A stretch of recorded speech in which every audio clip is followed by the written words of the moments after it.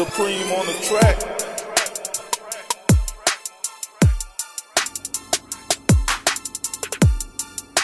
You're now tuned into the Supreme Decisions Legal Minute podcast.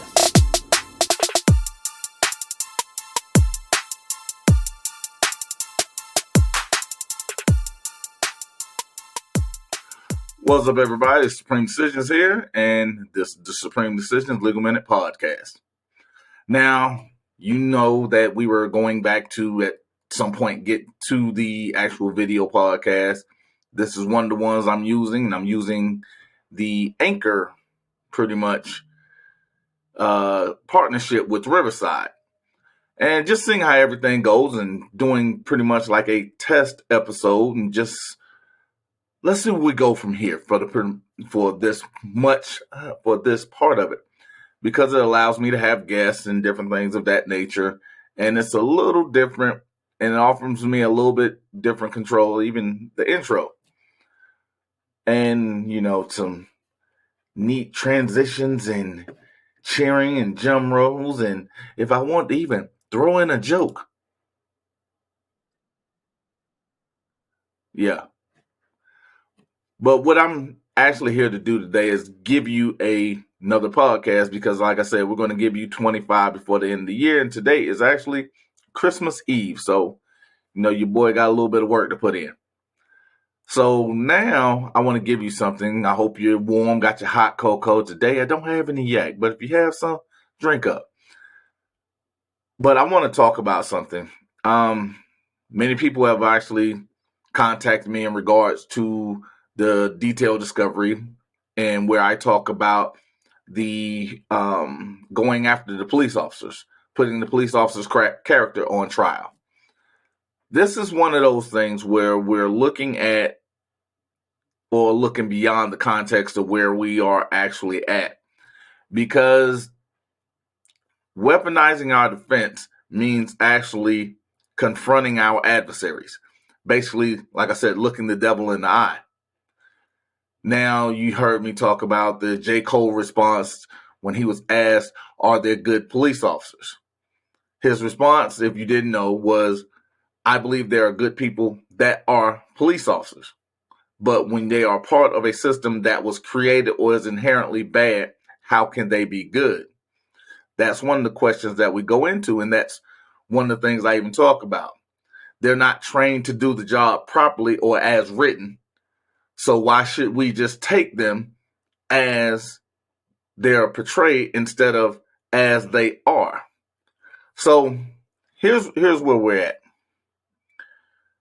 The Giglio, where we're talking about going after their personnel records, basically understanding who it is your adversary is, the person that's bringing the complaint, because you have a right to challenge that person and their character, because they are the one putting their character on trial whenever they're accusing you of something. And we talked about the prosecutor using their testimony to bring charges against you. So what we're doing now is, I have to go back, and I hate to do this, but it's one of those things where I have a friend. He's still my friend, even though, I talk shit about him all the time. I have a friend. He's an Atlanta police officer. And I'm pretty sure many of you actually have heard me talk about the fact he and I had a conversation after the blue flu, after 2021. And he and I pretty much saw things very similar. Although, again, we are definitely facing it from different sides. Both of us have our inherent bias because, our own experiences. But one of the things he relayed to me, which is one of the things I actually use against him, is the fact that said we're being punished for doing what we are trained to do. And that is one of the things that I'm going at today. Why we are challenging the police officer and their character, because they are doing what they're trained to do, yet we know they are not trained to do it properly, which is the actual issue. So I'm going to give you something, because Right now, you have 30 cities across America that are kind of going away from traffic stops. Why is that? Because that seems to be the simple and the easy revenue gain. That seems to be the easy target for what do you call that? What did I say that was the oh boosting quotas. The things that everybody told me didn't exist, and then Trevor Noah did the show on it, and then all of a sudden I was over exaggerating what was already stated and what is known. Anyway, 30 cities at this point are going away from traffic stops. Why? Because inherently that is the second most dangerous type of activity for a police officer. Notice I said second. Number one is domestic. And generally, what makes a number one domestic, because you remember I told you, a cop's worst enemy is another cop. Who's number one on domestic violence? Cops. I also told you more cops are shot and killed by cops than anyone else.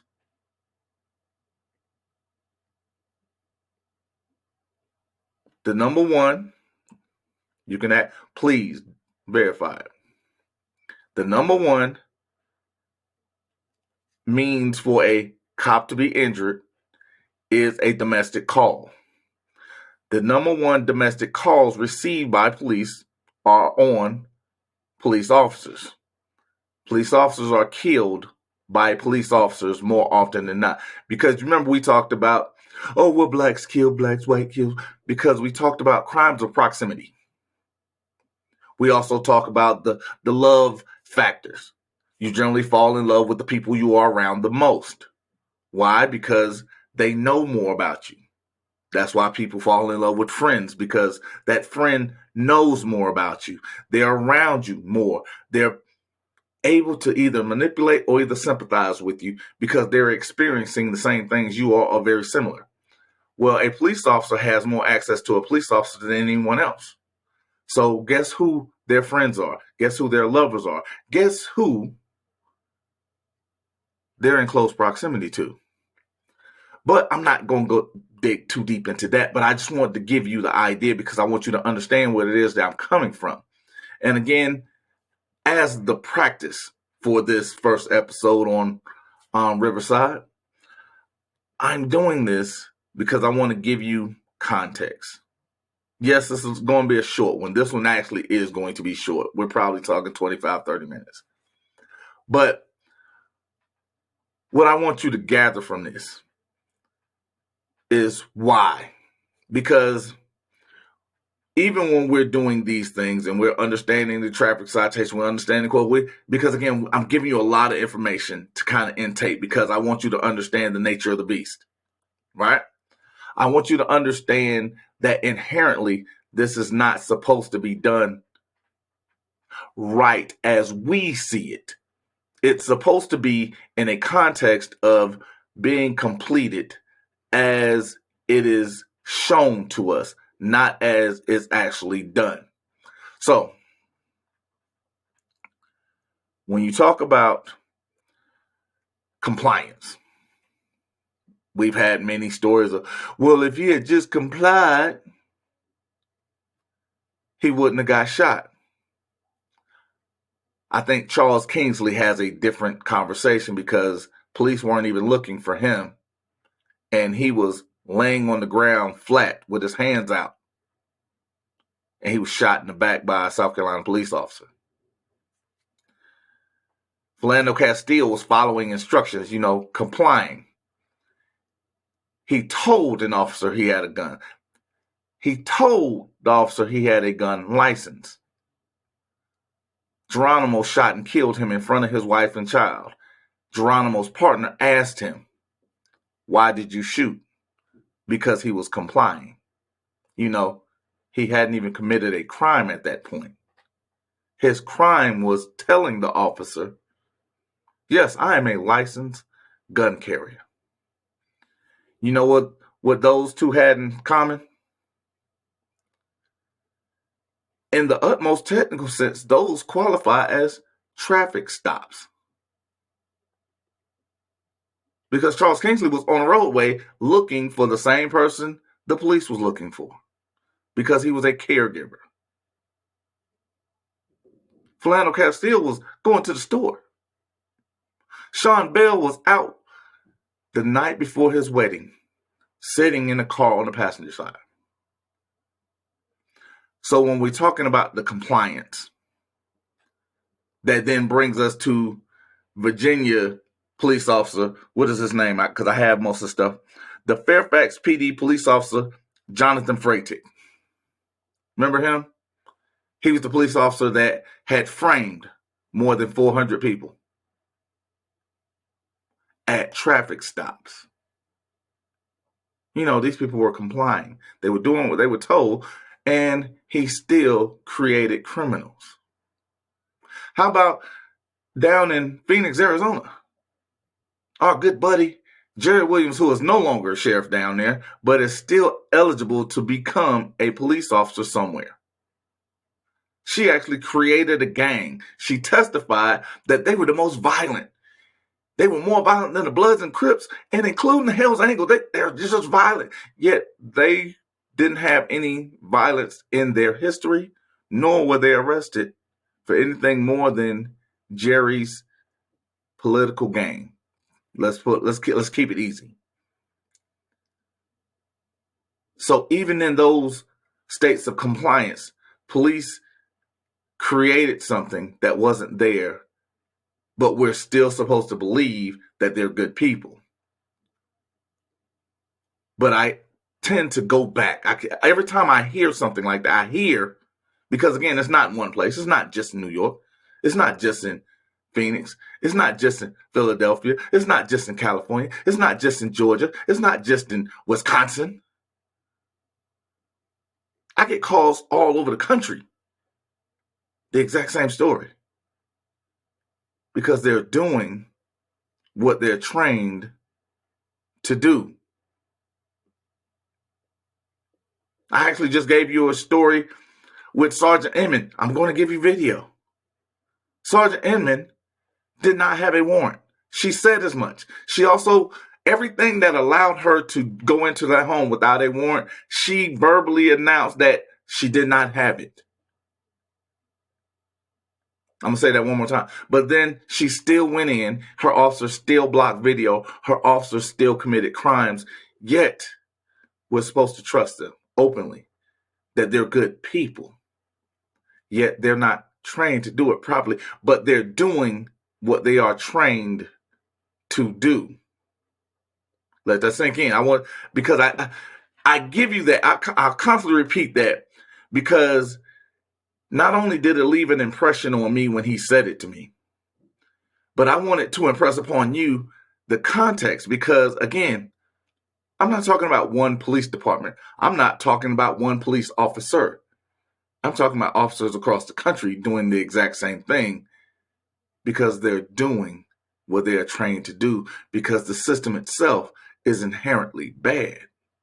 We didn't need J. Cole to say that. However, we needed to hear J. Cole say that.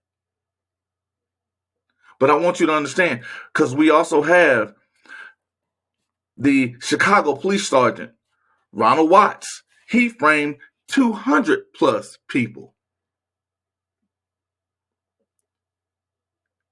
Remember I talked about Eddie T. Johnson? Eddie T. Johnson even spoke about the culture that they have that allowed for this type of behavior in Chicago.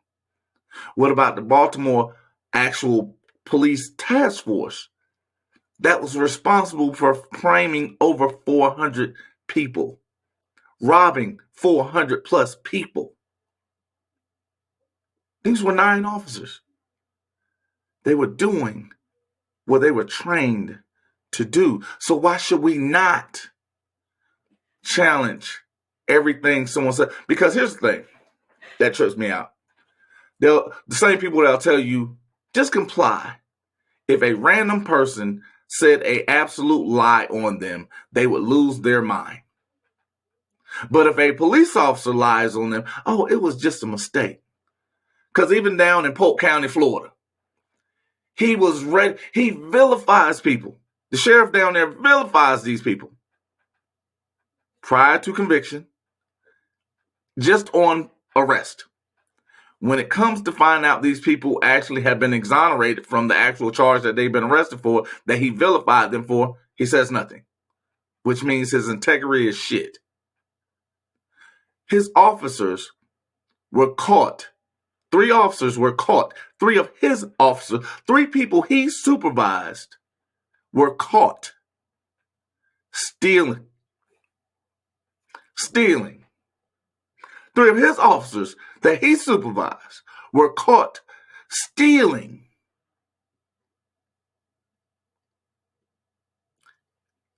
It was an honest mistake. They merely misplaced it. They merely spent it on themselves unwittingly because they're not that smart. He used the fact that they don't hire intelligent people to the advantage of allowing stupidity to float in his, to float under his chain of command. These are his people. I'm going to say, these are his people. These are the people that he trained. These are the people that he's responsible for. He allowed them to be called stupid to excuse their behavior.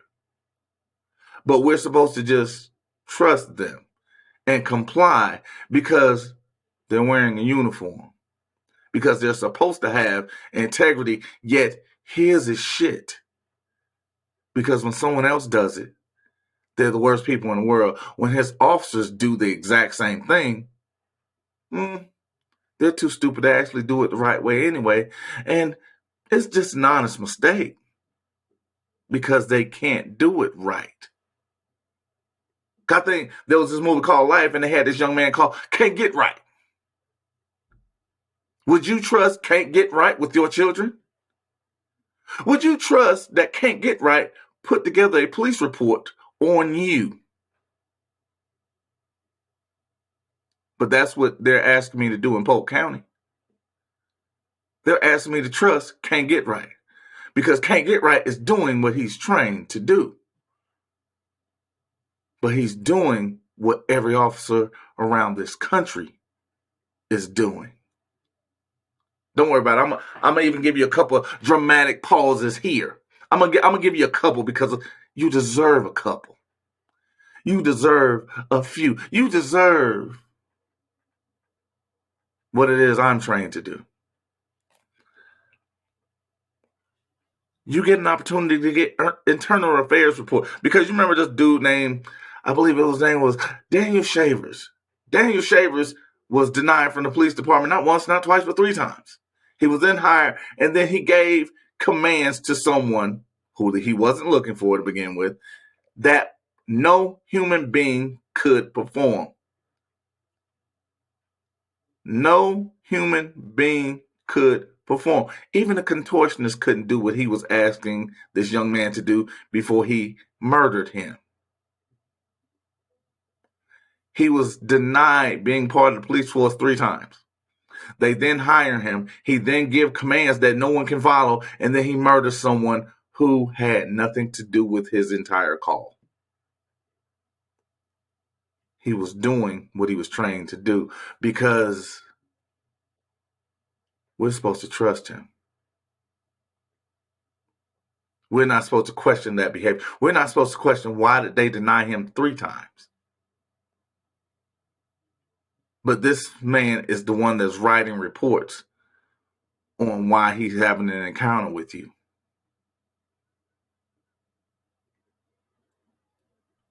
Would you trust Can't Get Right? But you're asking me to. New Albany police officer Adam Schneider planted drugs on innocent people. I'm going to say that one more time. New Albany police officer Adam Schneider planted drugs on innocent people. But again, he's doing that at traffic stops, and we're supposed to trust him because he's wearing a badge. Why are you planting drugs if these people are innocent? If you don't have quotas. Sometimes when I say these things, it sounds crazy. I get it. Because even sometimes when I hear it, it sounds crazy to me. Because I don't live in the world of should. Why would the police even do that? Why would police officers plant drugs on people? If they're good people, why are good people planting drugs on people trying to make them criminals? Why would a police sergeant actually barge in someone's house without a warrant after saying, I don't have a warrant? I'm not even here for an emergency. I'm here for something that happened way earlier. But I'm just coming to your house at 4 a.m. and you're supposed to comply completely, without question, even though I don't have the necessary things that allow me to do what I'm doing. Because he's doing, just like Sergeant Inman in Richmond County, she's doing what she's trained to do. Officer Zachary Wester planted drugs on drivers, at traffic stops. He was actually convicted. He's doing 10 years for planting drugs on multiple drivers. Kyle Erickson and Elmer Pastrin. Good God. They played Don't Believe What You're Looking At defense when they were caught by their own body cam planting drugs on drivers. Have you noticed the pattern yet? Because they're doing what they're trained to do.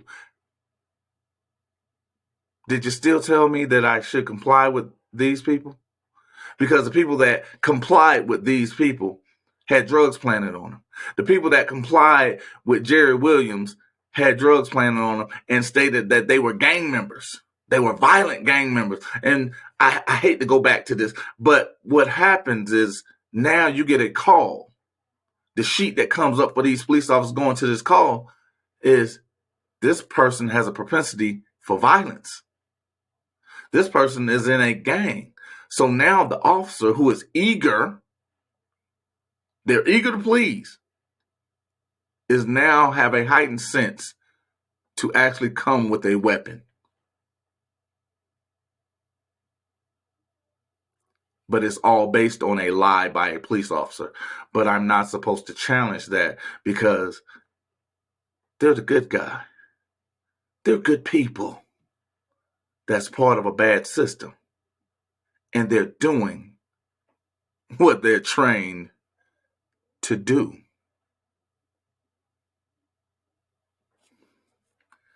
Officer Jeffrey Mello shot Richard Gibbs because his partner yelled gun and then admitted to not seeing the gun, then planted one on him. No, I'm going to say that one more time because I know you did not catch that.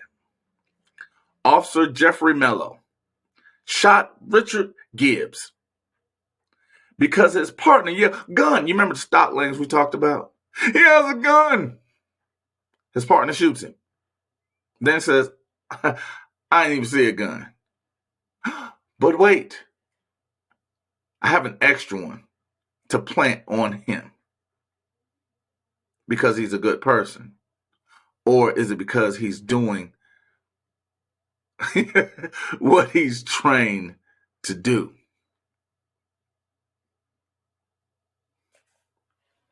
Detective Camilo Antonillo.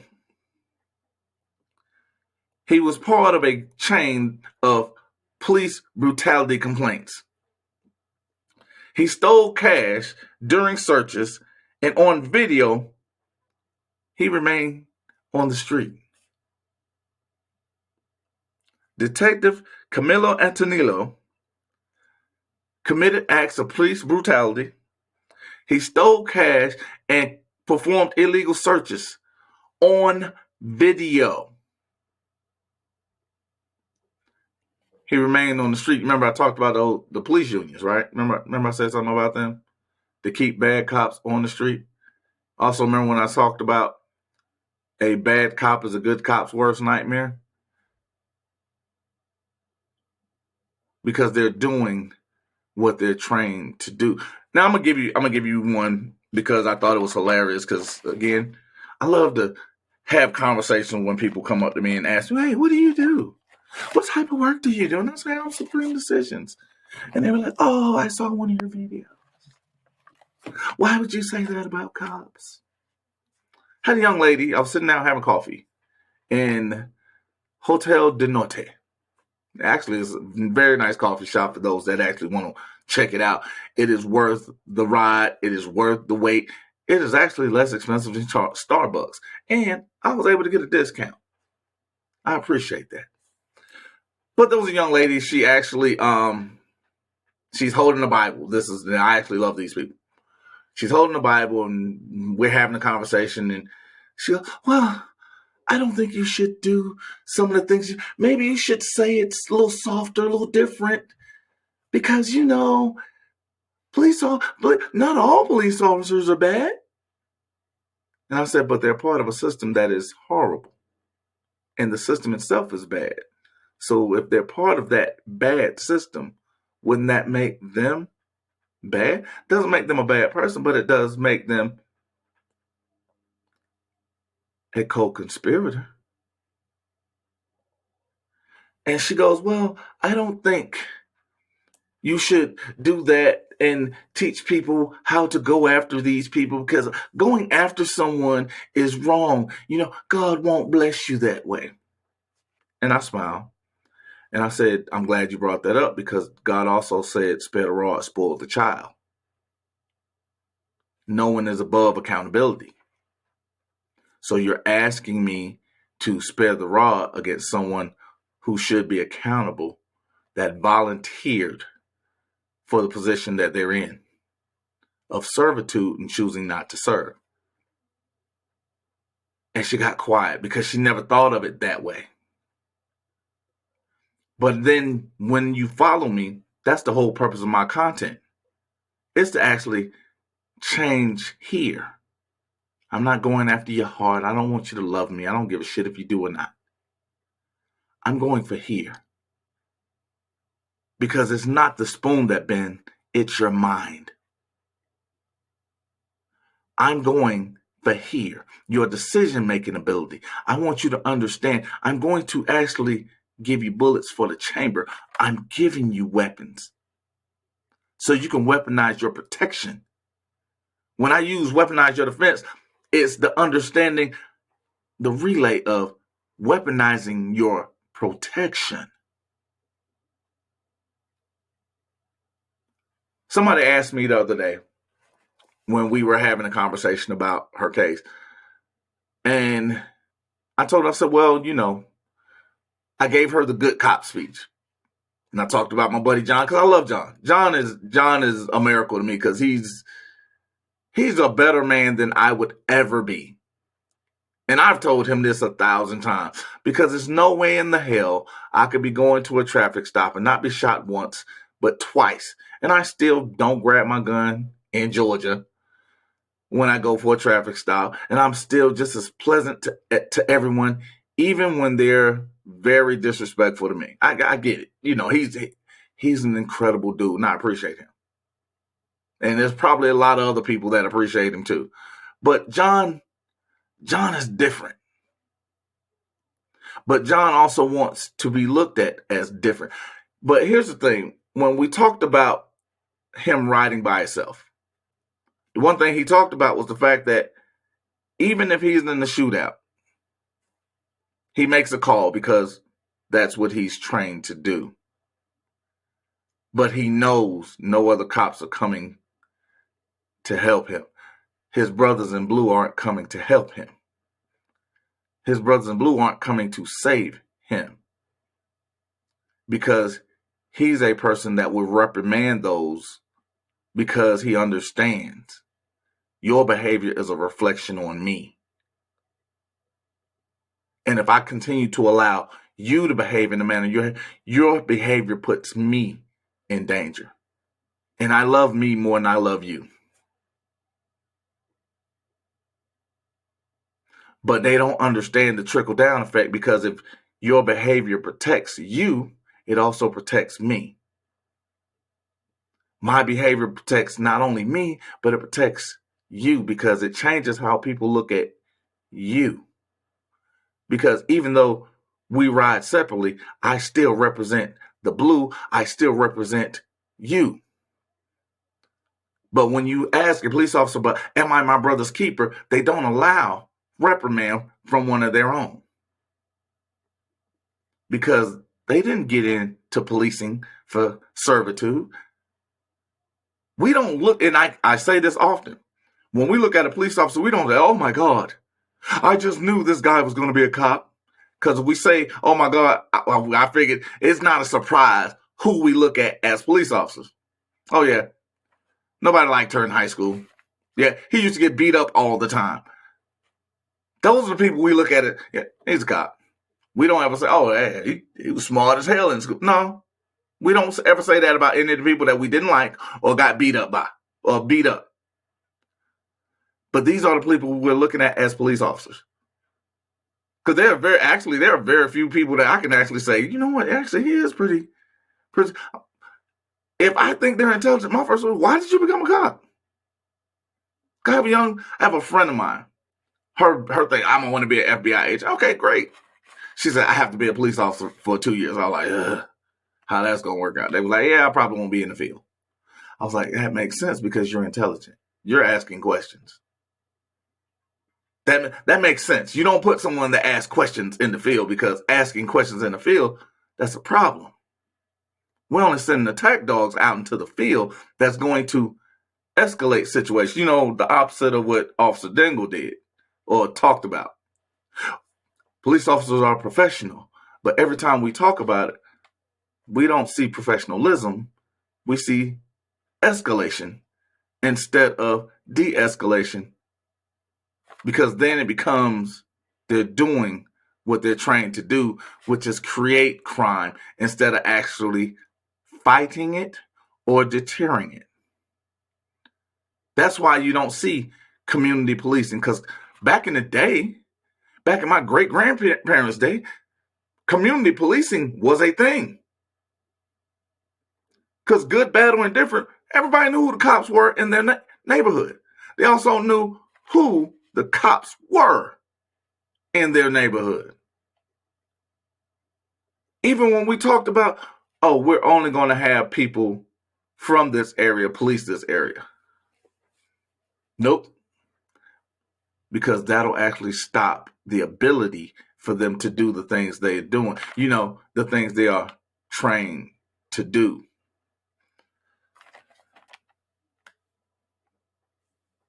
New York Sergeant Rainer Madho and Officer Tiana Alexander are on video planting drugs on a man prior to arresting him for what?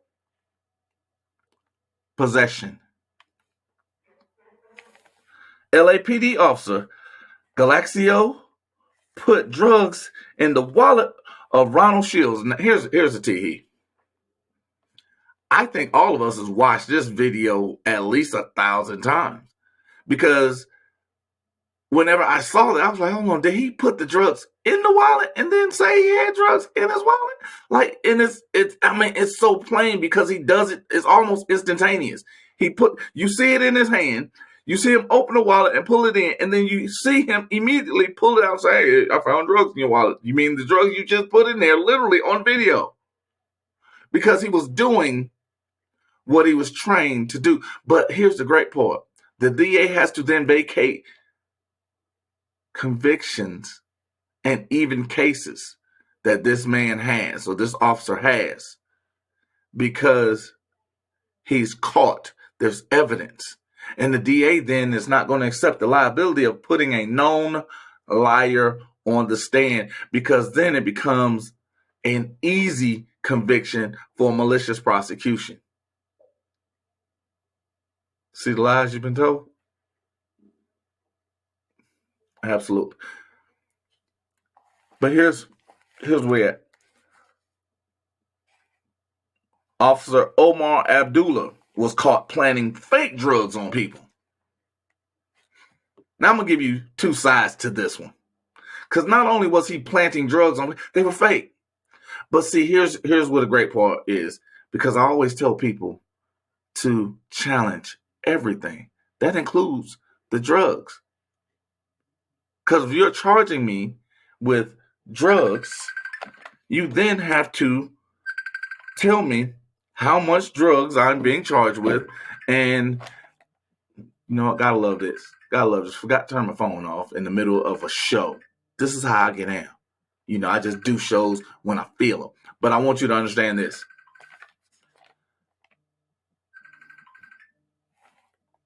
That it completely threw me off. Anyway, this officer, Abdullah, was caught planting fake drugs. Now, when you're challenging the actual drugs themselves, you then have to go and talk about the actual amount and quantity and also quality of these drugs. Good God, man.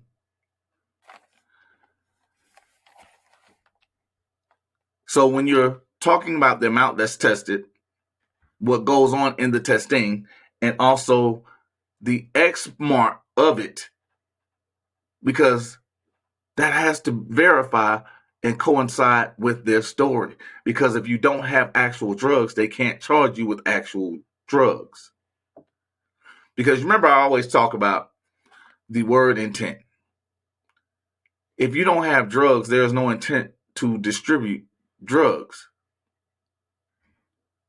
And if it's fake drugs, they have to prove that you had knowledge that the drugs were fake and you had the intention to distribute them or do something else that is unlawful with them. Because proving what's on someone's mind, I've met many of psychics. I've had many of girlfriends, and none of them have been able to do it yet. At least not very successfully. Once or twice is cool, you know, because it's the easy. Oh, you wanted sex? Absolutely. But that's pretty much the easy, because that's, anyway, the challenging of everything. But the context is he's doing what he's trained to do by planting drugs at all on people. Okay.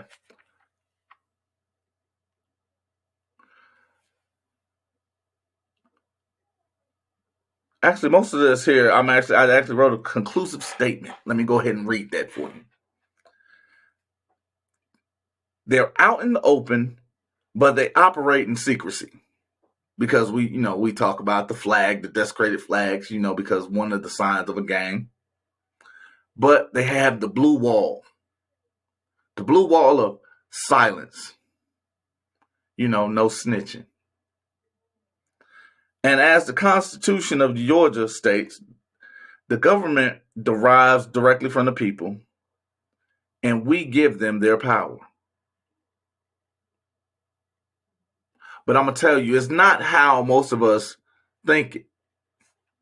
Nah. Because the way we give the police officers their power is not by committing crimes. It's by accepting everything they say, not questioning them, not challenging them, not forcing them to do their job properly, and then going to court and not fighting back. We're telling them everything they're doing is A-okay. So when we're talking about this and we're understanding the context, you have to believe and understand they're doing what they're trained to do. When they're beating on you, they're doing what they're trained to do. When they're shooting you without recourse, without thought, they're doing what they're trained to do. When they are not de-escalating a situation, yet they're escalating a situation, they're doing what they're trained to do. Now it's up to you to actually make them do it the way it should be done. Now, thank you guys. I'm going to be doing more. I love you, and I'll see you soon. Supreme, out.